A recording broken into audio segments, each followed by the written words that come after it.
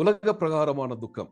இதே மலை பிரசங்கத்துல ஆண்டவர் 6வது அதிகாரத்துல 25 முதல் 34 வரைக்குமான அந்த வசன பகுதியில எவ்விதமாக நாம் எண்ணத்தை உண்போம், எண்ணத்தை குடிப்போம், எண்ணத்தை உடுப்போம் என்று சொல்லி இந்த உலகத்தின் காரியங்களை குறித்து கவலைப்படுவதை குறித்து ஆண்டவர் அங்கே அங்கே அது விளக்குகிறார். இப்படிப்பட்ட துக்கங்கள், இப்படிப்பட்ட துயரங்கள் உங்களுக்கு அவசியம் இல்லை.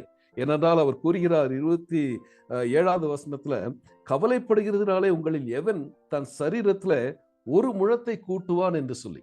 அப்படியானால் இந்த உலக பிரகாரமான இந்த துக்கமானது மனிதனுக்கு எந்த விதமான ஒரு பிரயோஜனத்தையும் தருவதில்லை.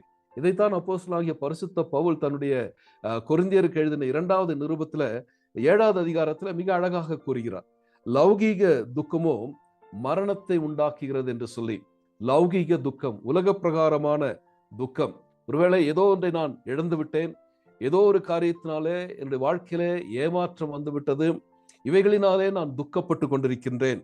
ஒருவேளை என்னுடைய விருப்பத்திற்கு ஏற்றபடி நான் விரும்புகின்ற காரியங்களை அடைய முடியாதபடி என்னுடைய எதிர்பார்ப்பு நிறைவேற்றாமல் போகப்படுகின்ற அந்த சூழ்நிலையில எனக்குள்ளாக வருகின்ற ஒரு துக்கம், உலகத்தை சார்ந்த இந்த துக்கம், என்னுடைய எதிர்பார்ப்புகள் அங்கு சந்திக்கப்படாமல் போகும் பொழுது, இப்படிப்பட்ட சூழ்நிலையில நான் என்ன செய்கிறேன்?